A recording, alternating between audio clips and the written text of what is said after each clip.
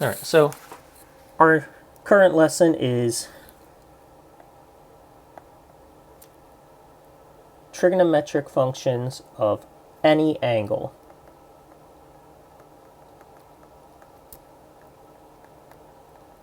And that includes angles that exceed 90 degrees, which you might think for a moment, you can't actually create a right triangle for an angle that has more than 90 degrees, because the maximum amount of degrees in a triangle has to be 180. If you use more than half of them on a single angle, then you don't have enough left to make a 90-degree angle anywhere. Or, weirder yet, what happens if your angle is more than 180 degrees? Well, that certainly makes things interesting as well. You can't even construct a triangle for that at all. So let's take a look at something here. Let's first of all start with this.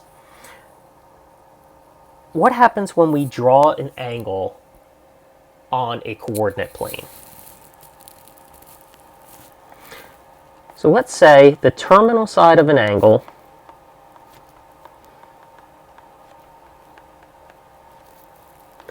and as always, this is, I'm only going to say this the one time, that theta is of course going to be drawn in standard position. Let's say that it passes through the point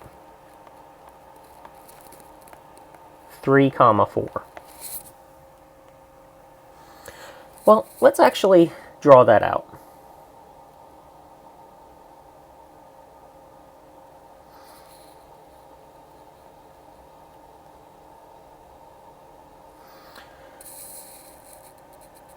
So let's see, 1, 2, 3, 5. 1, 2, 3, 4, 5.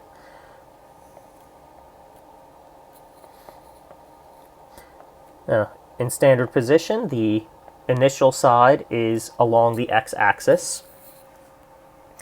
We don't actually typically draw that one in because it just lays on top of the axis. But the terminal side has to pass through 3, 4.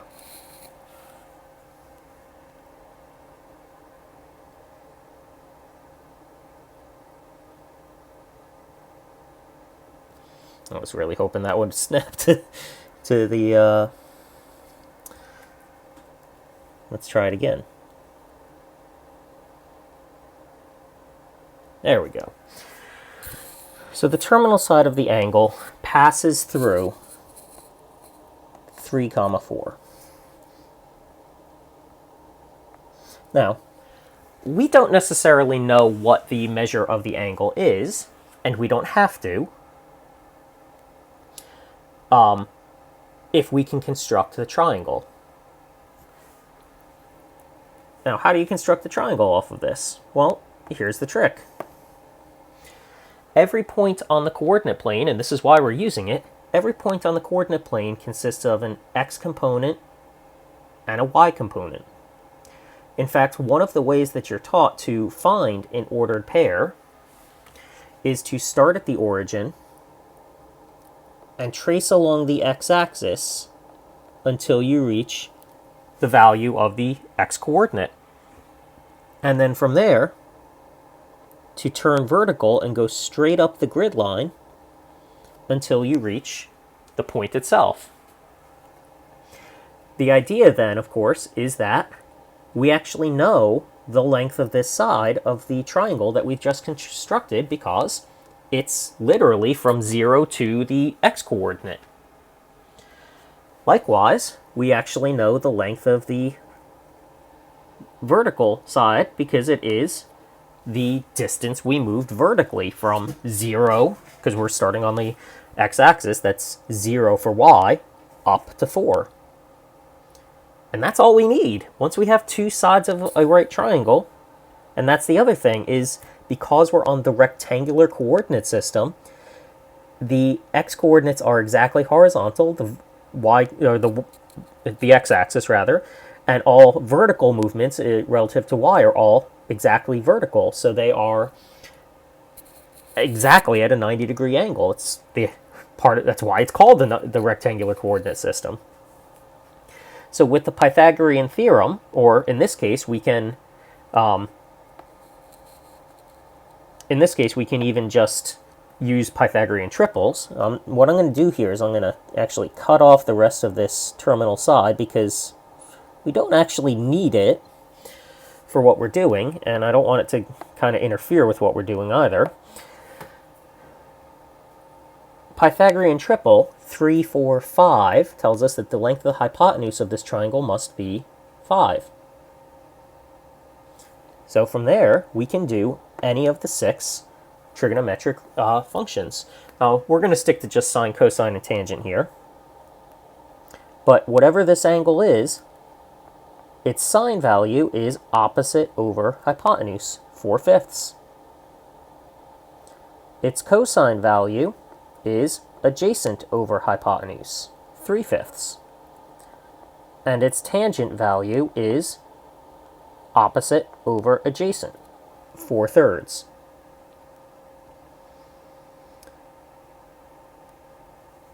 Now, the whole idea of doing this on the coordinate grid, for one thing, yes, is that we can construct this triangle because, again, the x-coordinate can be thought of as the adjacent side, starting from the origin and going to that point on the x-axis, and then the y-coordinate can be thought of as the opposite side of the angle theta.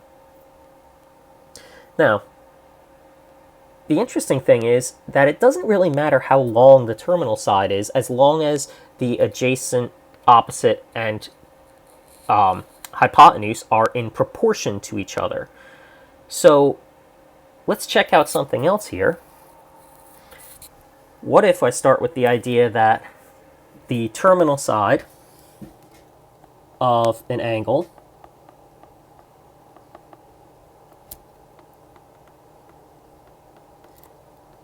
passes through 6, 10, or 6, 8. Well, we'll need a little bit more space here, perhaps.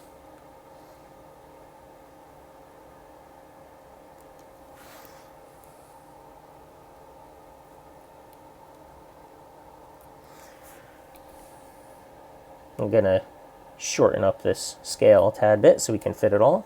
4, 5, 6, 8.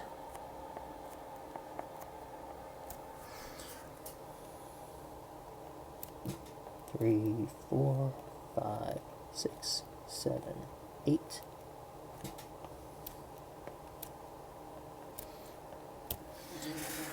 So again, initial side along the x-axis. Terminal side, however, has to pass through the point 6, 8.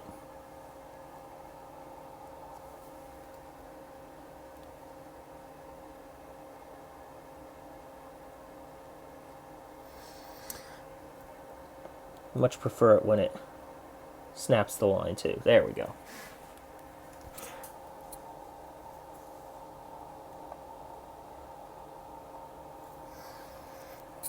Now, doing what we did before, we can again go from the origin along the x-axis until we reach 6, and then from there go straight up until we hit the point. And that gives us a triangle, a right triangle, whose adjacent side is 6, opposite side is 8, and, well, through the Pythagorean theorem, we can find that the length of the hypotenuse then is 10. Note that this triangle is exactly proportional to the one in the previous example. Each side length is doubled what it was before. So, the sine of this angle is opposite over hypotenuse. But 8 over 10 simplifies down to 4/5, which is exactly the same sine value we had in the previous triangle. And again, is in keeping with what we learned in the previous lesson, that the size of the triangle is not as important as how long the sides are in ratio to each other. And that's, again, kind of the idea, is that if each side length is double what it was on the other triangle,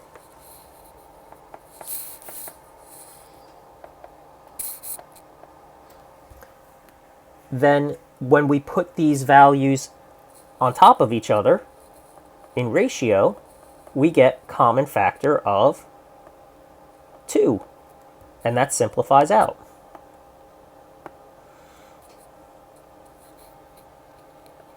So again, what we're seeing is that the size of the triangle is not as important as how the lengths of the sides are relative to each other. So cosine then is adjacent over hypotenuse, which simplifies to 3/5, just as in the previous triangle.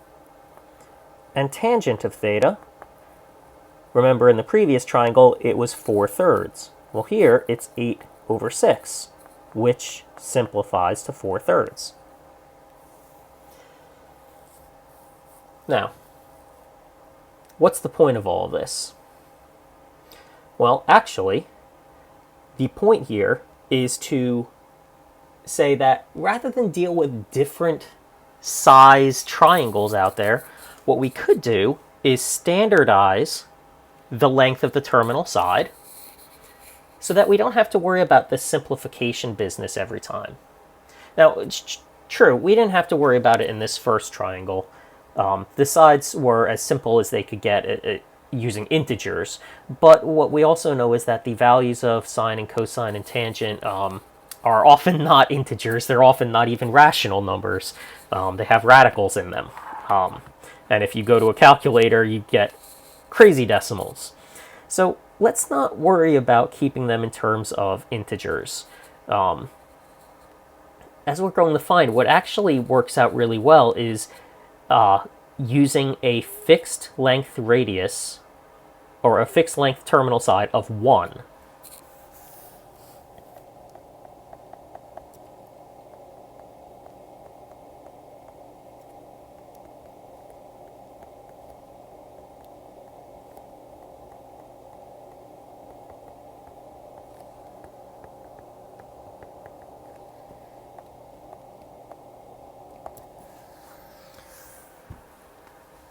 Now, what does that do for us?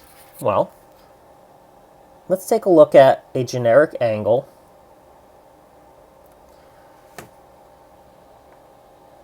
So I'm not going to give you a length of a terminal side or anything to pass through. Oh, no, I'm sorry, a point that the terminal side passes through. I'm just going to give you a generic angle. Now, we had said that this point up here has coordinates x, y, whatever point that may be, different for every problem.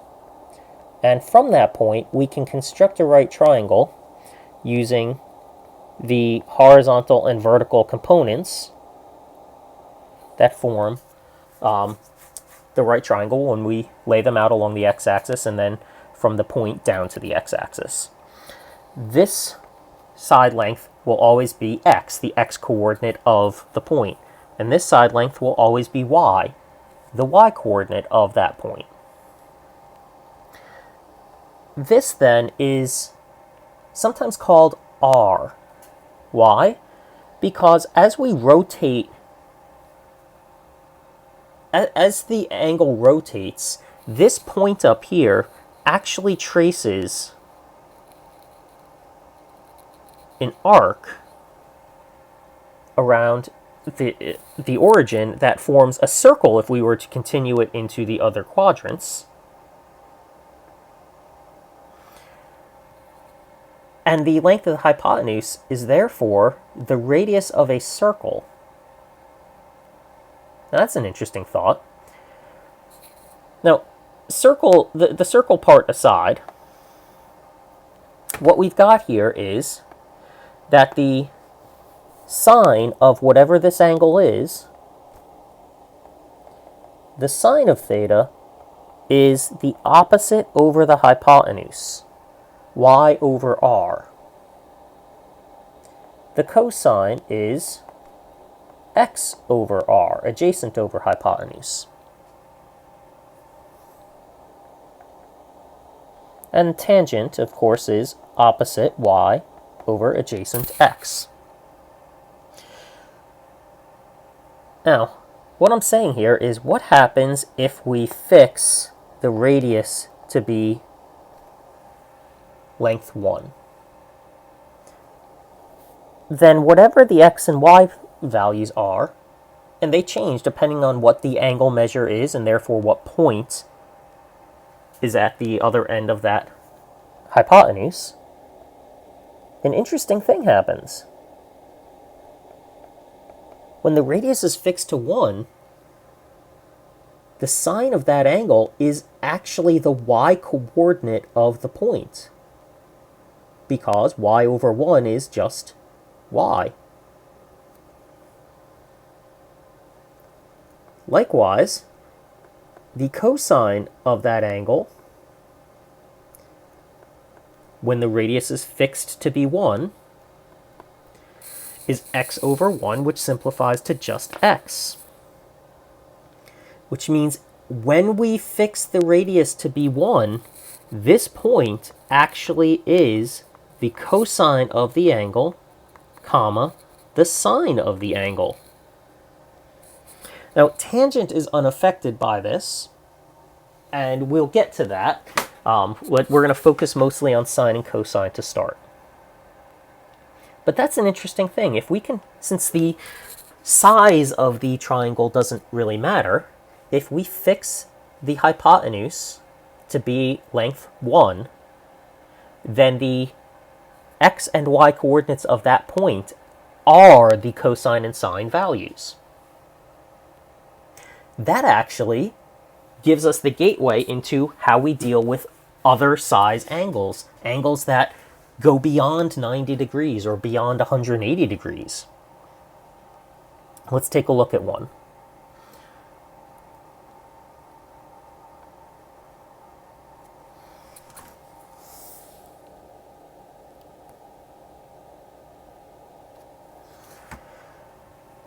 So, just going to mark some tick marks here for a little bit of reference. What if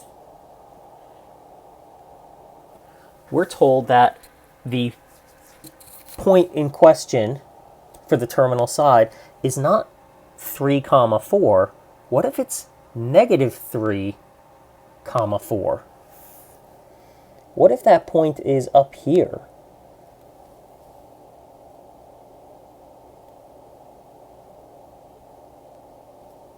Oop, that's not quite right. There we go. What if that point is up there? Now, certainly, if this is our angle, we cannot construct a right triangle off of that. And yet, we can do something kind of interesting. See, there's another region over here. And that region, which we will call theta prime,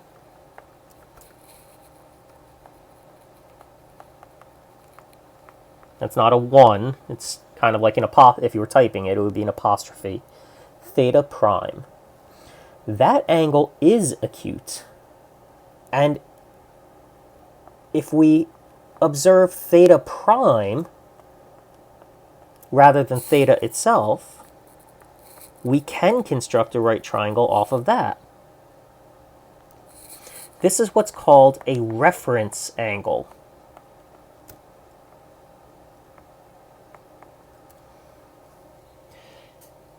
Angles that exceed 90 degrees, or basically that just have their terminal side in any other quadrant, always have a reference angle.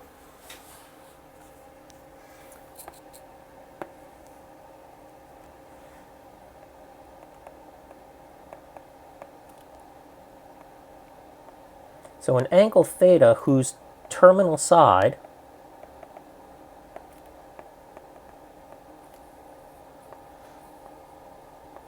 are in other quadrants, like quadrant 2, 3, or 4,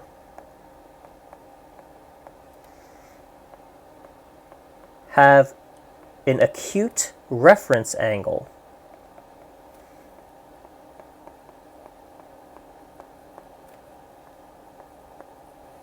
which we will call theta prime, formed between the terminal side and the x-axis.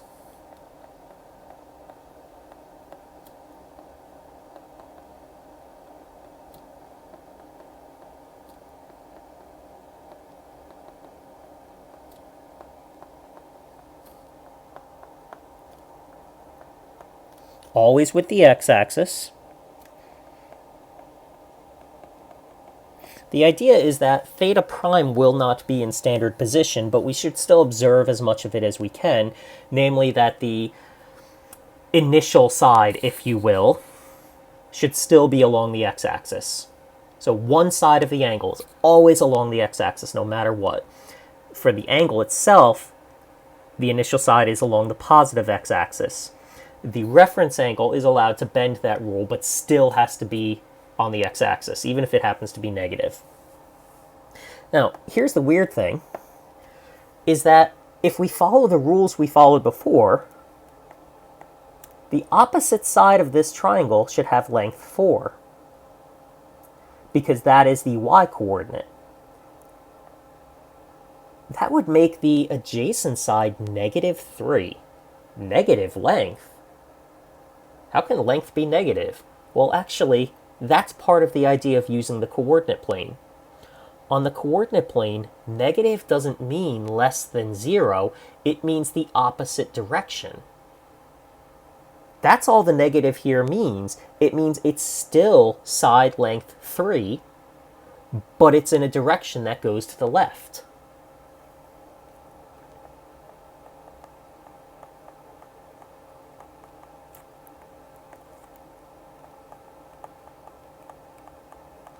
That's what the negatives mean on the coordinate plane.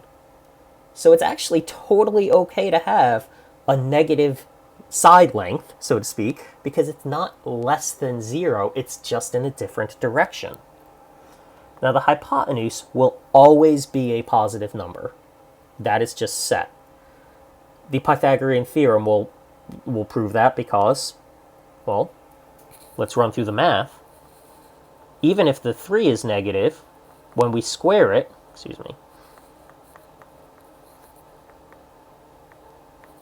when we square it, negative 3 times negative 3 always comes out positive. So we always are adding two positive numbers, and therefore we're always square rooting a positive number, and therefore we always result in a positive number. So the hypotenuse will always be positive on the coordinate plane, but the opposite and adjacent sides may be positive or negative depending on which direction they go. What we get out of this then is that the sine of this angle theta is 4 over 5, no change there, but the cosine of this angle theta is negative 3 over 5. And the tangent of this angle theta is 4 over negative 3, or we'll just write negative 4/3. So the same values we had when we built this triangle in quadrant 1, but some of them have now turned out to be negative. So here's a way that's often taught for how to remember how the different signs of it. So it actually connects to whether the x-coordinate and y-coordinate are positive or negative in each quadrant. In the first quadrant, all ordered pairs have a positive x and a positive y. Now, since sine of x, or sine of theta rather, is always the y-coordinate, this is if we restrict the hypotenuse to be 1, cosine of theta is always the x-coordinate, and then tangent of theta is the ratio of them, y over x. If the x-coordinate is positive here, then cosine is positive.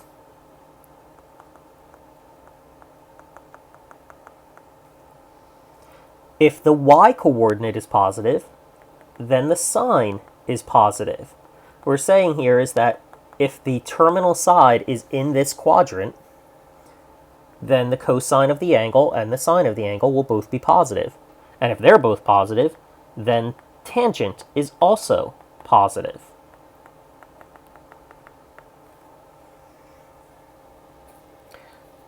Like the example we just saw, if we get into quadrant 2, the x-coordinate is negative, but the y-coordinate is still positive. So in quadrant 2, cosine is negative,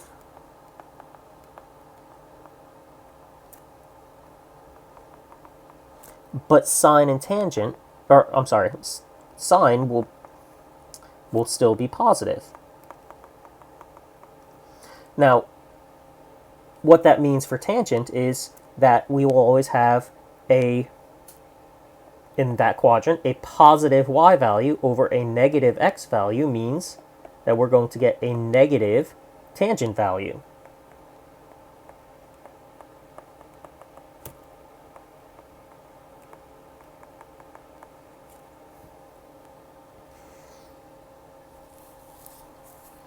Let's continue on then, getting into quadrant 3. In quadrant 3, both the x-coordinate and the y-coordinate of a point are negative. So if the x-coordinate is negative, cosine is negative.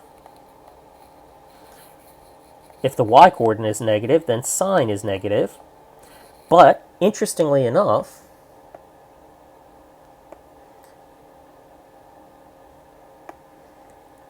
if they're both negative, then tangent actually comes out to be positive.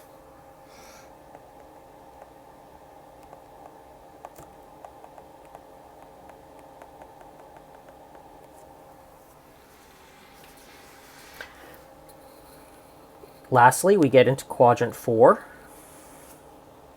where the x-coordinate is positive, but the y-coordinate is negative. If the x-coordinate is positive, that means cosine is positive. But the y-coordinate is sine. So if the y is negative, sine is negative. And what we have down here then for tangent is actually quite the opposite of what we had in quadrant 2. We have a negative y value, but a positive x value, and that results in a negative tangent value.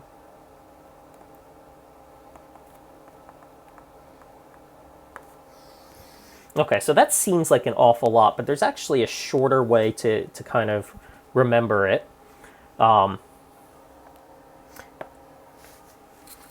Those of you who may have done trigonometry before may have seen something like this. Quadrant 1 often gets a big A. Quadrant 2 gets an S. Quadrant 3 gets a T. And quadrant 4 gets a C. They refer to which of the three is positive in that quadrant. A for all of them. S for just sine. T for just tangent. And C for just cosine. So A, S, T, C throughout, starting in quadrant 1 and going counterclockwise as we do. That's kind of a quicker way to remember which ones are positive and negative in which quadrant. All right. So we're now ready to talk about the unit circle.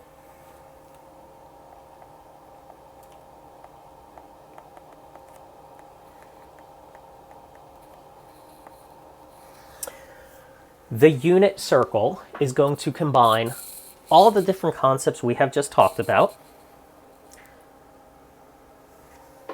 into one graphic.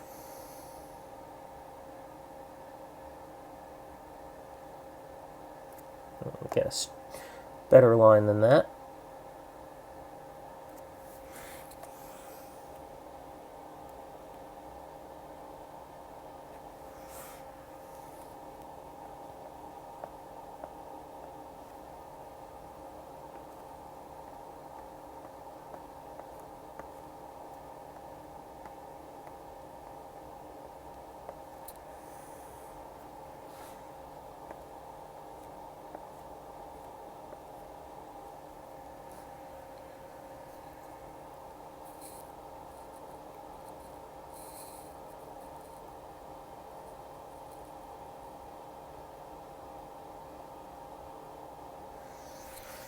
See if I can get that a little better.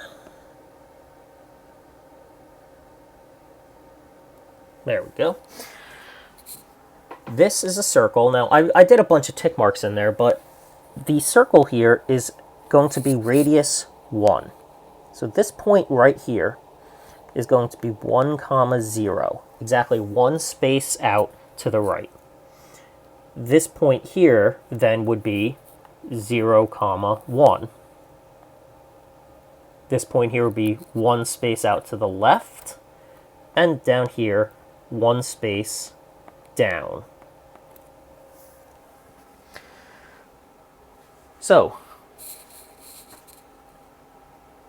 what we've got here then is a circle of radius 1, which means any angle we draw is going to be in standard position and will intersect the circle at a point, and the coordinates of that point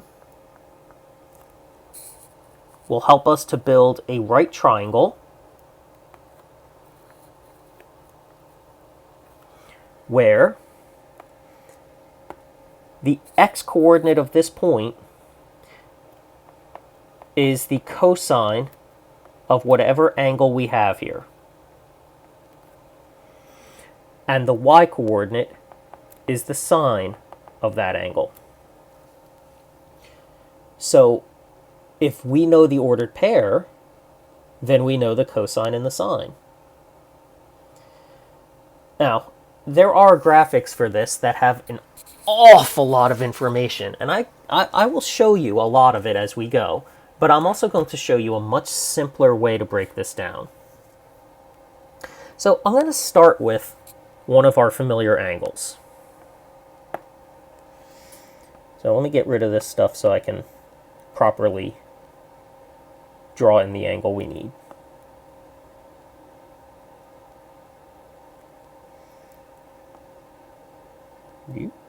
I didn't mean to get rid of that.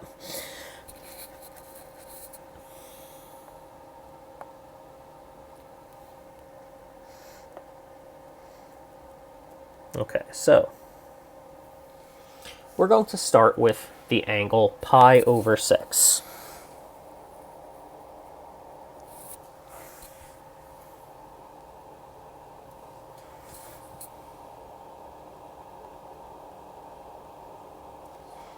Also known as 30 degrees, for those of you guys who are still very much hanging on to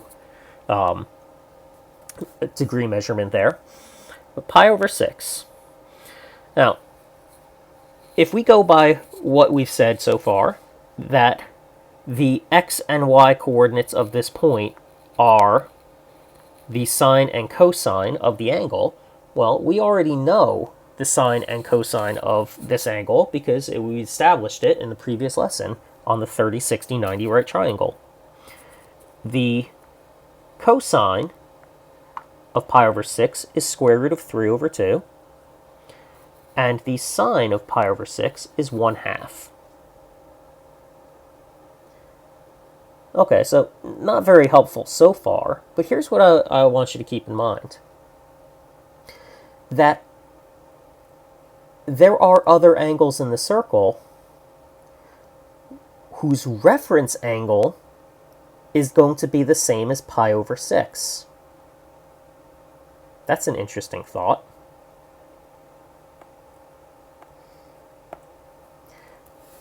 They're actually all symmetric. Think about horizontal reflection.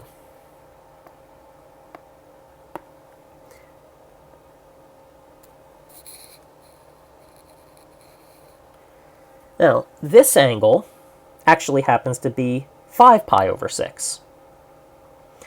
It is certainly more than 90 degrees, and that's where we get to build our reference angle. And the thing is that if you look at this carefully, the reference angle is pi over 6. So while the angle itself might be much larger, while the angle for this is 5 pi over 6, the reference angle is pi over 6, and therefore the triangle that we would construct off of this,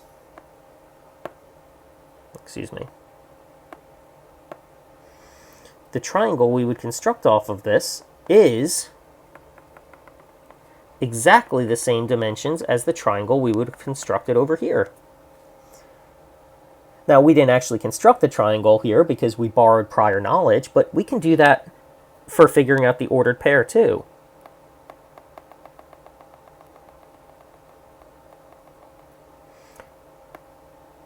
One of the things that we learned earlier in the semester was horizontal reflection. That's all this is. If you look at it, it's exactly the same thing.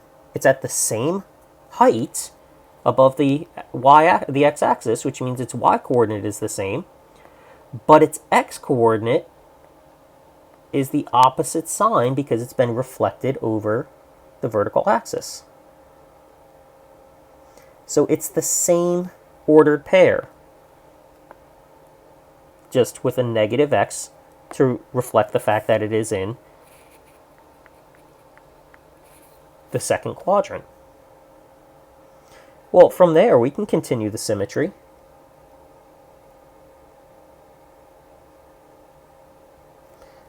If we reflect vertically,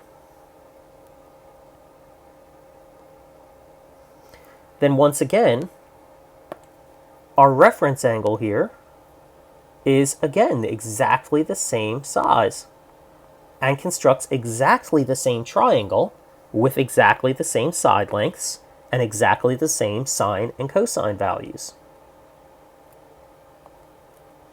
This time the angle is 7 pi over 6.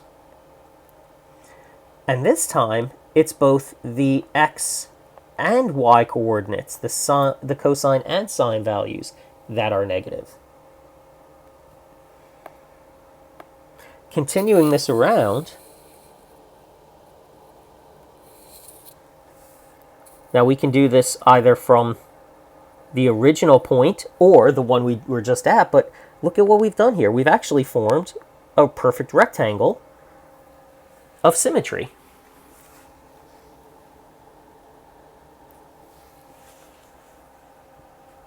This angle is 11 pi over 6. And its ordered pair will have a positive x value but a negative y value to reflect the fact that it is in quadrant 4. So check that out. All four of those angles actually have the same ordered pair, just adjusted, the x and y coordinates adjusted to be negative depending on which quadrant the terminal side happens to fall in. That kind of symmetry applies to the other basic angles, not just the 30 degree, but the 45 and the 60 degree angle measurements as well, or pi over 4 and pi over 3 as we learn them in radians. Now, I'm going to come back to this in a moment, but what I want to do is just isolate the first quadrant. Because if we know what's going on in quadrant 1, then we really know what's going on around the entire circle.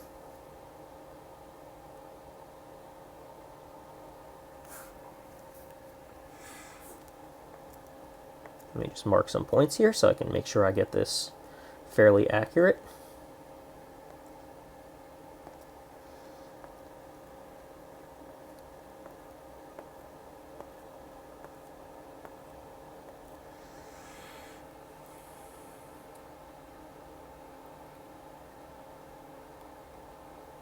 Nope, not a line. An arc, please.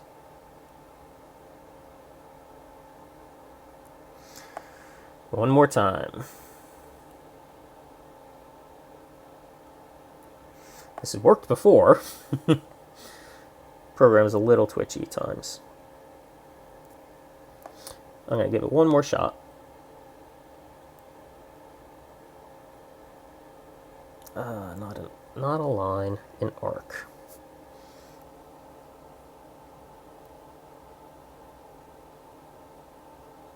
Okay, just do my rough one. Okay, so an arc. Got there eventually, I guess. Now, there are 3 interior angles going on with this, and the 2 quadrant angles, as they're sometimes called. So we've got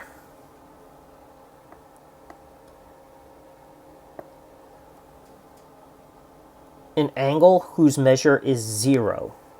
So 0 degrees, or 0 radians.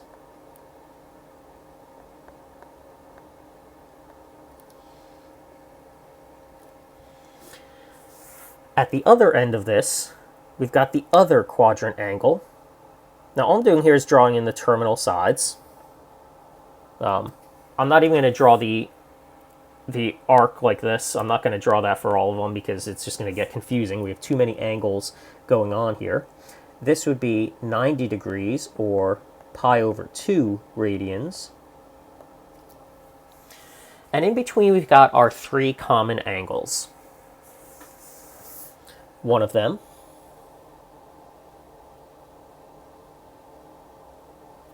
is our 45-degree angle. That's pi over 4, or again 45 degrees. We also have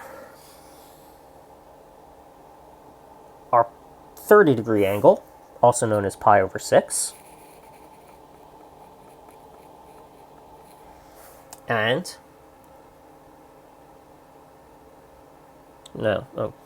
this is not exactly to scale, of course, because it didn't get exactly the arc I was hoping for. So we're kind of doing our best.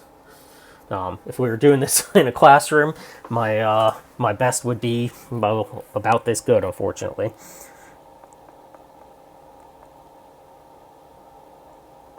This is pi over 3, or 60 degrees. Now, those are our common angles. And we know ordered pairs for each of these 5 points on the circle, either through some basic reasoning or through the right triangle trigonometry of the previous lesson. Some basic reasoning, like such as this point must be 1, 0. It has to have a y-coordinate of 0 because it's sitting on the x-axis. And its x-coordinate has to be 1 because the radius of the circle is 1. The point here for pi over 6, as we had just found, is the square root of 3 over 2, comma, 1/2. 45 degrees is perhaps the easiest to remember in the sense that something that's going at 45 degrees like that, the x and y coordinates are growing equally. That was our isosceles right triangle, the 45, 45, 90. So we had the same value for x and for y, root 2 over 2.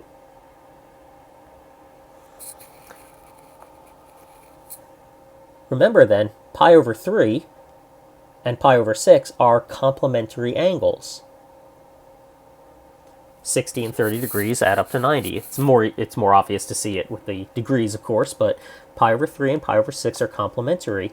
And with complementary angles, the cofunctions have the same value. So the sine of pi over 6 is the cosine of pi over 3. And the cosine of pi over 6, which was root 3 over 2, is the sine of pi over 3. And lastly, 0, 1. 0 for x, and 1 unit straight up for y.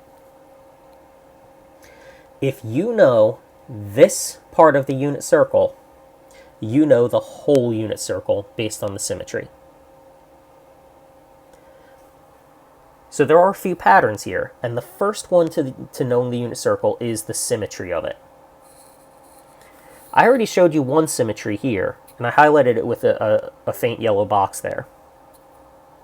So I'm going to get rid of some of this extraneous information here and just keep the angle measures.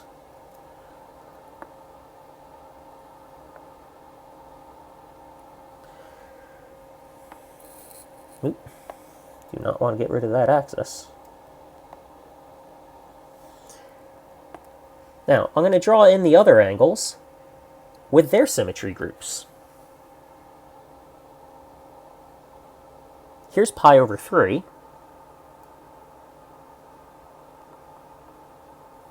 And it is symmetric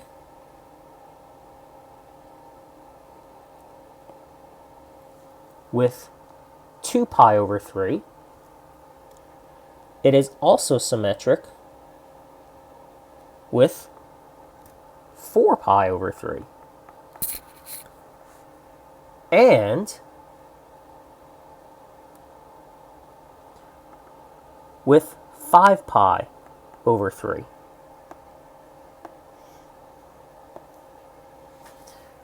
Pi over 3 shares a horizontal symmetry with 2 pi over 3. 2 pi over 3 shares a vertical symmetry with 4 pi over 3. And 5 pi over 3 shares horizontal and vertical symmetry with the others as well. So we again have a symmetry group here. And here's an interesting thing to note. The yellow symmetry group, all of those angle measures have the same denominator.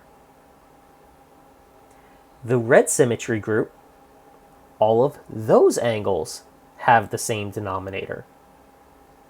That's really kind of interesting when you think about it. We have one more set of angles, and that is the pi over 4 symmetry group. Pi over 4 is symmetric with an angle over here, 3 pi over 4. Note the same denominator. They're symmetric again with an angle here, 5 pi over 4. And with an angle here, 7 pi over 4.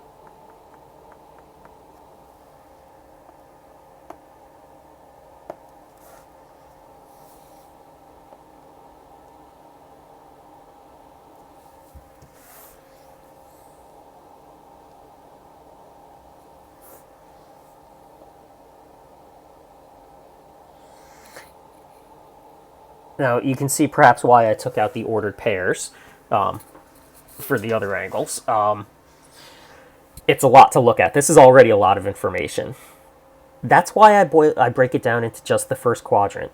And the idea is that if you know what's going on with pi over 4, then you also know what's going on with all the other angles whose denominator is 4. The same thing can be said for angles with the denominator of 6 and angles with the denominator of 3. So if you know what's going on with one angle that has a denominator of 6, you know what's going on with all of them. And that's why I focus on just quadrant 1. If you know what's going on in quadrant 1, symmetry will get you all the other 3 quadrants without you needing to memorize anything.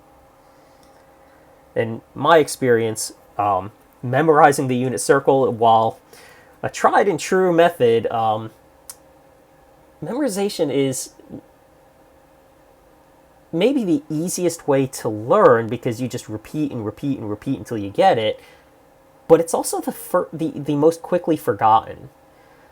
We don't think like that. Most people don't. Most people think in concept. So if you can grasp the concept of the symmetry, that one concept of symmetry, which takes an awful lot of words to describe and an awful lot of numbers to write down on the page, that one concept of symmetry is easy for your brain to expand so that you can take what you know about pi over 6 and extend it to 5 pi over 6 or to 11 pi over 6.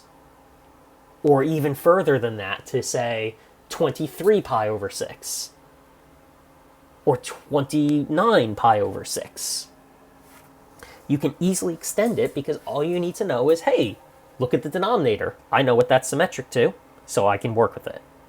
And all you got to know is what quadrant the terminal side actually falls in and adjust the positives and negatives to match. Now, here's another interesting little thing. There's a second pattern going on here that will help you to know what's happening in the unit circle. And it has to do with the x and y coordinates. Because let's face it, those values, they're not really all that pretty. Not at all. All right, so let me rewrite them in a certain way. I'll also make them a little bigger as I do. Now, there's actually a pattern to the x coordinates and a pattern to the y coordinates. It's not very easy to see, and part of that is because some of these coordinates are integers and some of them are fractions.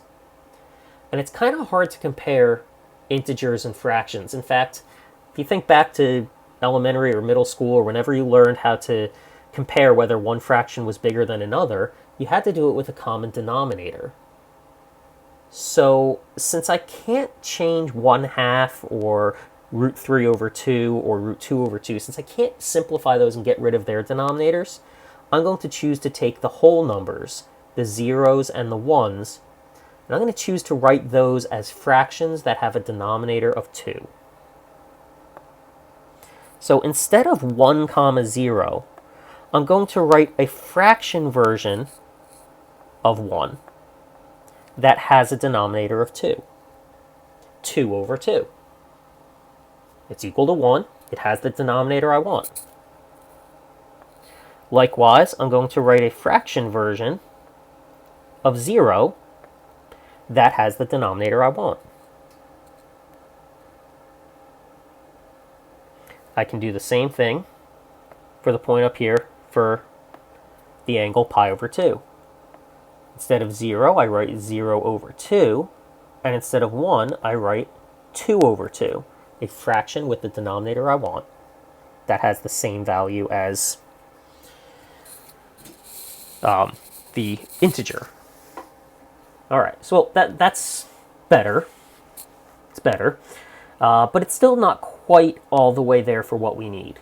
Now, the other problem that we have in kind of comparing these things is that some of the numerators are, again, whole numbers, and some of them are radicals. I can't fix the radicals, but what I can do is write the whole numbers as radicals. Now that's an interesting thought. Well, again, it's not unlike what we just did with the fractions. I mean, you don't want to use fractions if you can avoid it, but sometimes it's necessary. You certainly don't want to take a whole number and write it as a square root of something, but you can. The key here is that 0 is the square root of 0. 1 is the square root of 1. And 2 is the square root of, careful, 4. So I'm going to rewrite every one of these numbers that does not have a radical. I'm going to write the numerators, just the numerators, as radicals.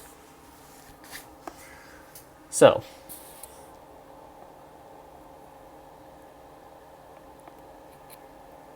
instead of a 2 in the numerator, I'm going to put a square root of 4. And instead of a 0 in the numerator, I'm going to put a square root of 0. Seems silly with the square root of 0, and you have to resist that urge to actually do square root of 4 and make it 2. Just leave it as a radical for a moment. Now, for the next ordered pair, well, the square root of 3 over 2 already has everything we're looking for. It has a radical in the top, and it has a denominator of 2. But the other half of it, 1/2, well, I can rewrite the 1 as square root of 1. I don't have to do anything with the next one. It's already got radicals in the numerators and denominators of 2. Well, as before, this ordered pair is just the flip-flop of what we saw for pi over 6. So square root of 1 over 2, comma, square root of 3 over 2. And lastly, instead of 0 over 2, I'll write square root of 0. And instead of 2, I'll write square root of 4. Now take a look at them. Look at just the x values. 4, 3, 2, 1, 0. Check that out. For that matter, look at the y coordinates. 0, 1, 2, 3, 4. They actually follow the same pattern in a different order, but that's actually not a bad way to remember what's going on. The y coordinates have to grow because as you rotate around the circle in the positive direction, the y coordinates get larger and larger as you go up until you pass into the next quadrant, and then symmetry takes over. The x coordinates, however, start out at their largest and then kind of shrink as you go. So by the time you're up here, your x coordinate is considerably smaller than it was at the beginning. But check that out. If you know the first quadrant, you can get all the others. And if you know this very simple pattern to the coordinates, then you've got those down too. That only leaves one other thing. And it's something that we've largely avoided talking about for a while, and that's tangent. Could there possibly be something about tangent going on here too? A pattern to it, or some kind of relationship that can help us remember what's going on with tangent? Actually, yes, there is. See, sine is the y value and has very specific patterns that go with being a y value. Cosine is the x coordinate, so it has very specific things and patterns that go with being an x coordinate. What about tangent? Well, here's an interesting thought. Tangent of any angle is the y coordinate of its point over the x coordinate of its point. Now, we said before, this is not in any way affected by the size of the radius. Something to keep in mind. When we fixed the radius to be 1, it had absolutely no effect on what was going on with tangent. Here's something else to keep in mind.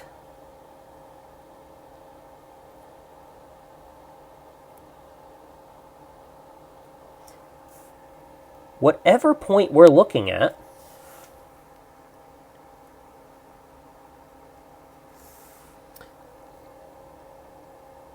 the terminal side connects the origin, which is 0, 0, to the point on the terminal side, x, comma, y. Now, we've been drawing a triangle going along the x-axis for the adjacent side, and straight down, or straight up if you prefer, for the opposite side. But perhaps there's another way that you're used to doing this.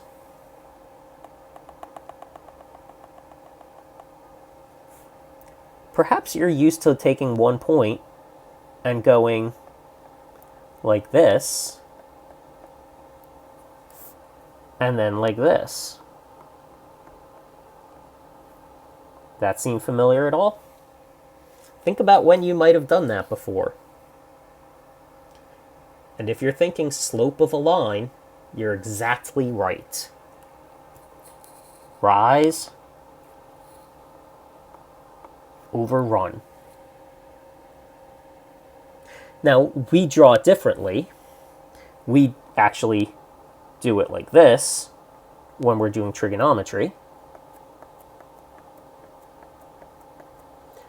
We do the run first and then the rise, but we still put them together in the same way. Rise over run.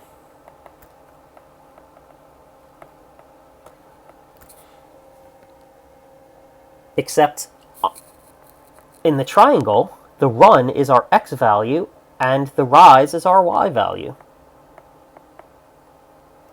Which means tangent is the slope of the terminal side. Rise over run for this line segment gives you the slope of the line. Y over x is the tangent value. And they are the same thing. So here's a really neat thing. The tangent of an angle is the slope of the terminal side. Now, how does that help? Well, you guys have all been through Algebra 1 and Algebra 2. You should have a pretty good concept of how slope works. So let's go back to our unit circle, or at least our first quadrant, and let's now talk about the slopes of these 5 red line segments, these terminal sides.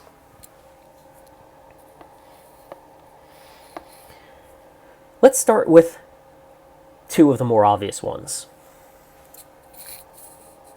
An angle of 0. Now, that terminal side is completely flat horizontal.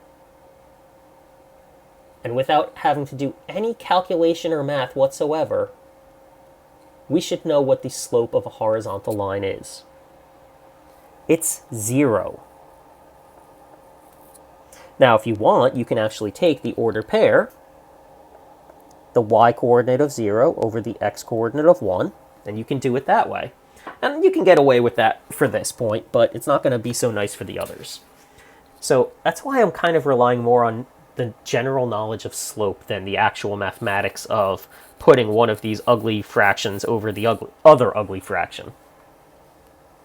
So the slope of a horizontal line is 0.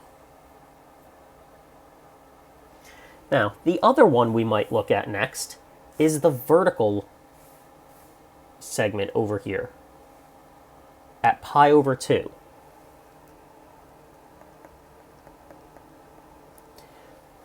The slope of a vertical line is also something that we should know without having to do any kind of calculation whatsoever. The slope of a vertical line is undefined.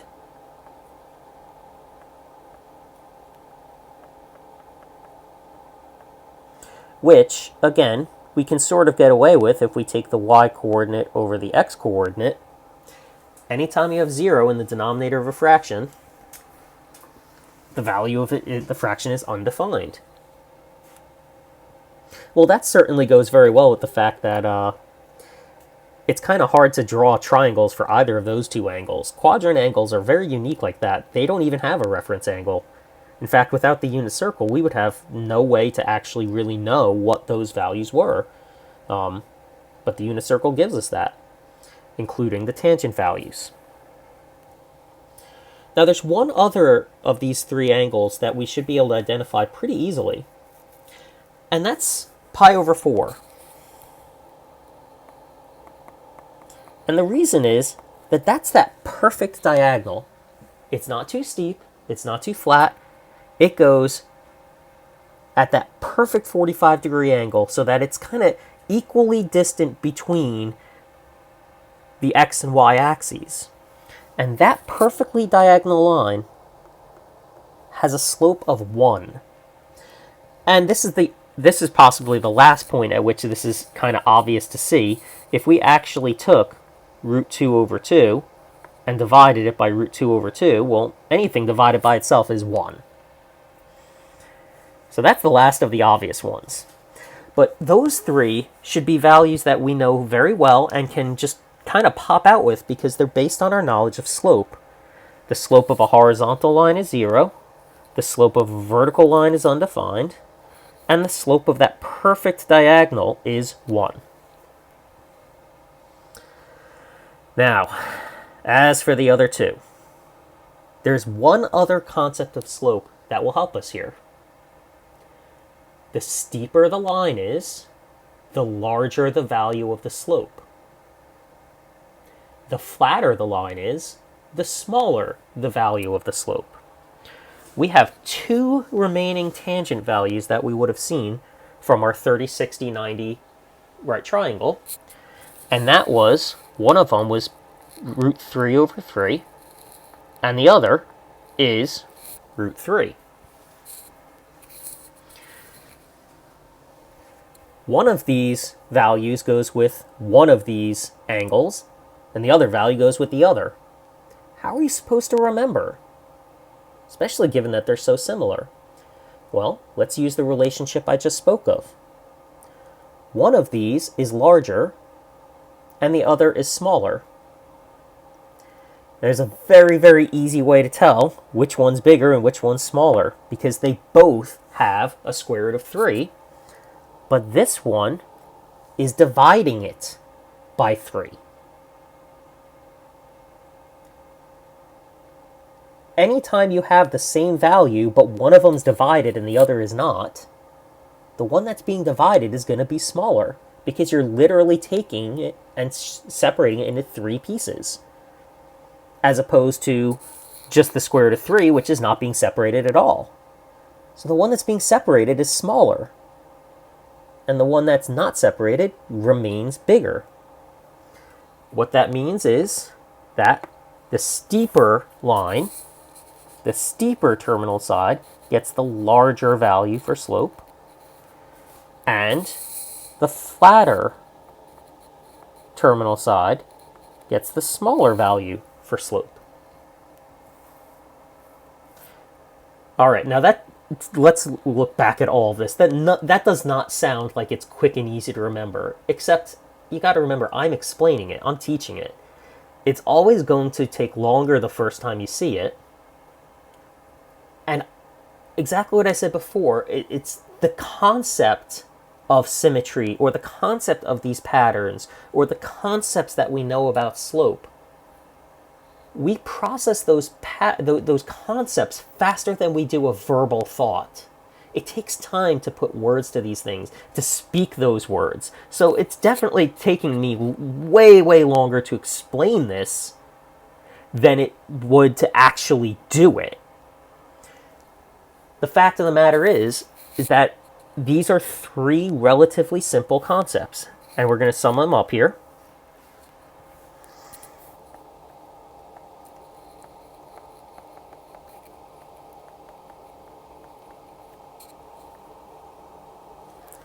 So, let's start with this. For a circle of radius 1, that's where the word unit comes from, by the way, uni, 1, centered at the origin,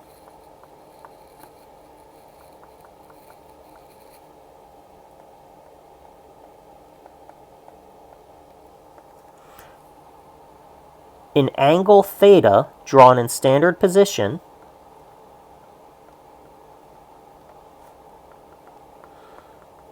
forms a central angle.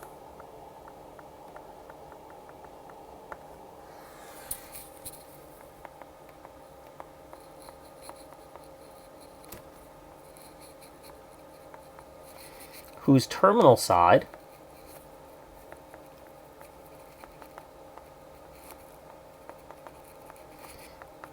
intersects the circle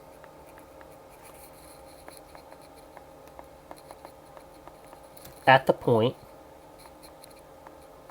x comma y.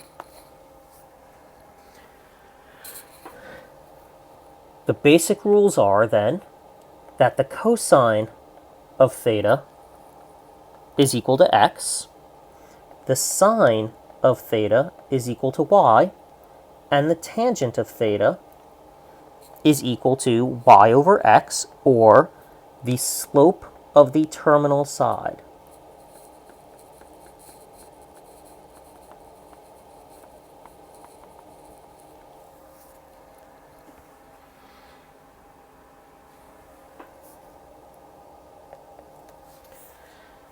That all angles, and we're going to assume that they are simplified, and this is, again, this is where radian measure really kind of helps, because the denominator is what creates the symmetry groups. Anything that, once it's simplified, shares that denominator of 6, 4, or 3 fits into its symmetry group.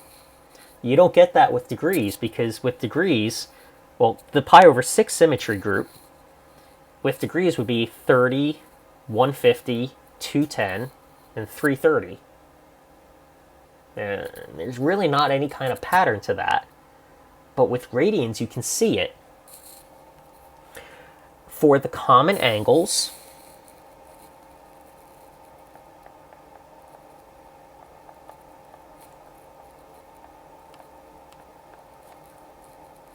and we're going to, again, do this in radians. For the common angles, pi over 6, pi over 4, and pi over 3,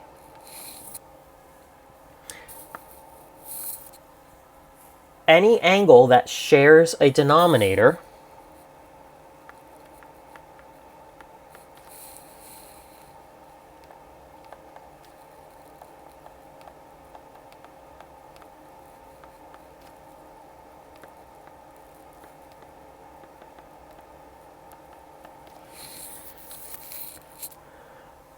with one of these is symmetric to it.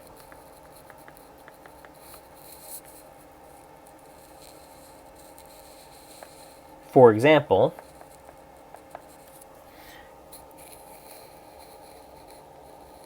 theta sub 2 equals 23 pi over 6 is symmetric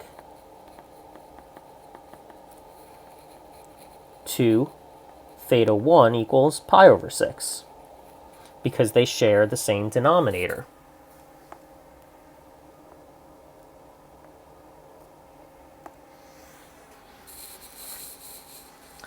What that means is that the x, y, and slope, the cosine, sine, and tangent, respectively, of those two angles are the same values, but adjusted for positives and negatives depending on which quadrant the terminal side lies in.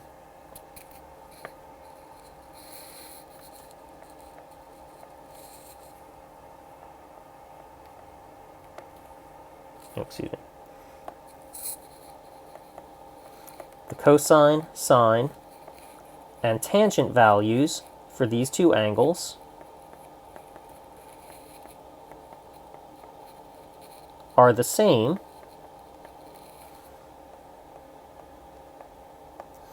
with adjustments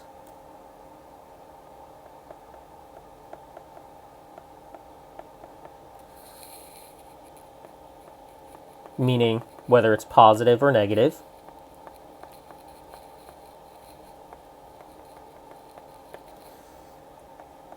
for the quadrant the terminal side is in.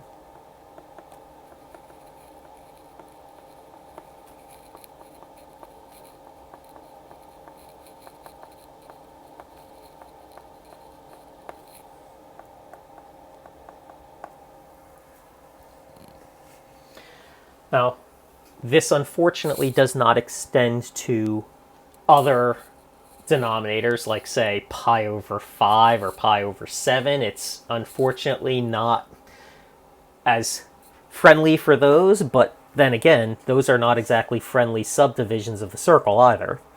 So for friendly subdivisions of the circle, this does work.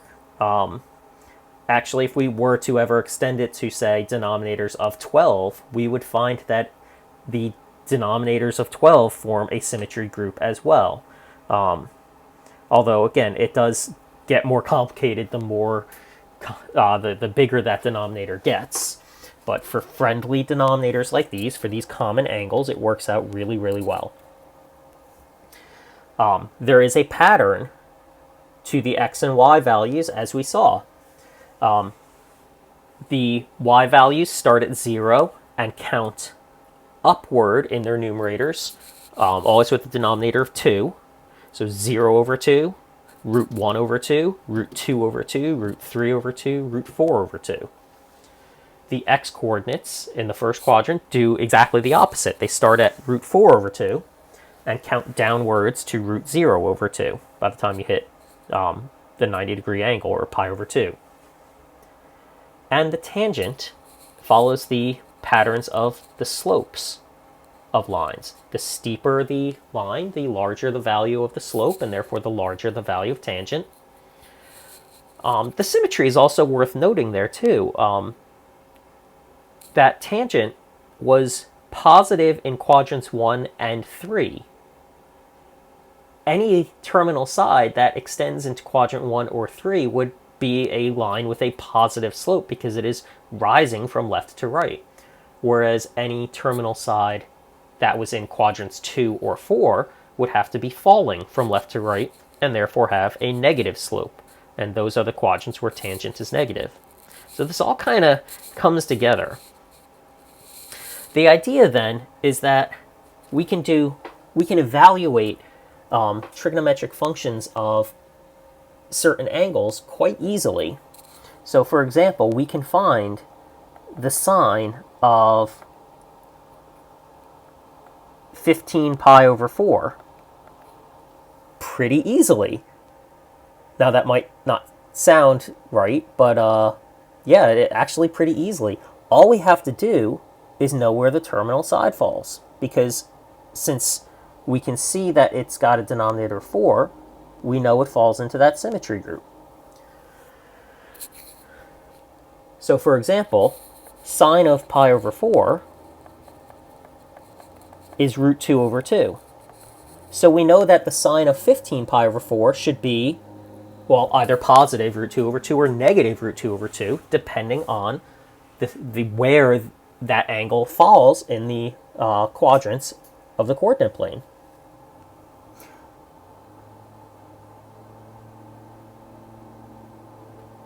So, again, if you don't mind my egg shape, I'm just going to quickly sketch out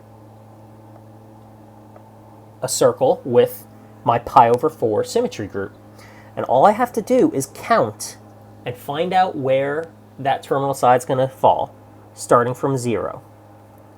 So 0 over 4, 1 pi over 4, 2 pi over 4, 3 pi over 4, 4 pi over 4, 5, 6, 7, 8, 9, 10, 11, 12, 13, 14, 15. I had to go around once and part of another time. And that got me to 15 pi over 4. All I need to know now is that it's in quadrant 4. It is symmetric to the pi over 4 angle, but in quadrant 4, the y-coordinate is negative. And what that tells me then is that the sine of 15 pi over 4 is negative root 2 over 2. That was ugly. There we go, a little neater. The sine of 15 pi over 4 is equal to negative root 2 over 2. It's just a matter of knowing where the terminal side falls. let's try another. Let's look at the tangent of negative 8 pi over 3. So not only is this a larger angle, it's also a negative angle. But that's actually not a problem. So again, let's draw out a circle.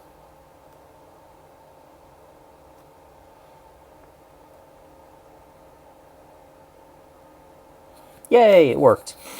Again, it doesn't have to be perfect. We just need to get the point across. Pi over 3 is about here. 2 pi over 3. 3 pi over 3, of course. 4 pi over 3. 5 pi over 3. And 6 pi over 3. Except we're supposed to be counting the other direction, right? So negative rotation. So we're going to start out at 0 pi over 3 and go negative 1 pi over 3, negative 2 pi over 3, negative 3 pi over 3, negative 4 pi over 3, negative 5 pi over 3, negative 6 pi over 3, negative 7 pi over 3, negative 8 pi over 3. This is that whole coterminal angle idea, right? Just applying the same thing, the coterminal angle idea here.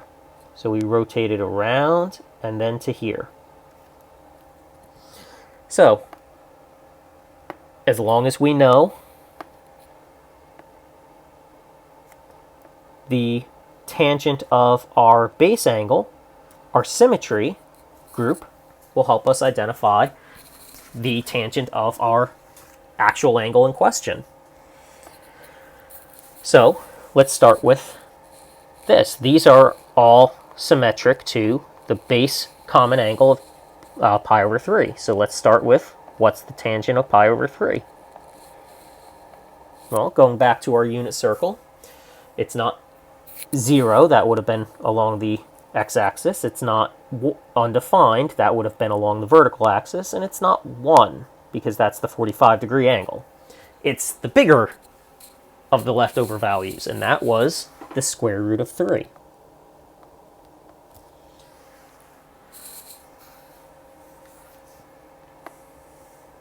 Now, the angle in question, however, is down here. Negative 8 pi over 3. Well, that still has a positive slope because that line is oriented so that it is rising from left to right. So its slope should be exactly the same thing. The tangent of negative 8 pi over 3 should also be the square root of 3. Again, it's a matter of knowing what's going on in quadrant 1 and applying symmetry and knowing where the terminal side of the angle in question actually falls. The unit circle is an amazing tool that can help you evaluate trigonometric functions of common angles very quickly and easily.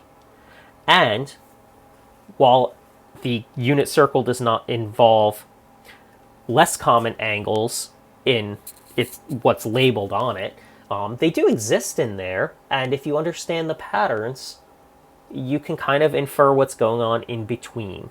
So if you do one day have an angle that's pi over 8, you can infer at least a little bit about what's going on with it because you'll be able to figure out where it sits relative to the angles that you know well.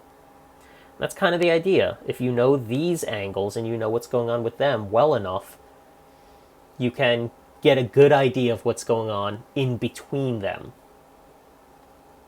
And you can extend it for multiple turns around the circle in either direction. A very powerful tool.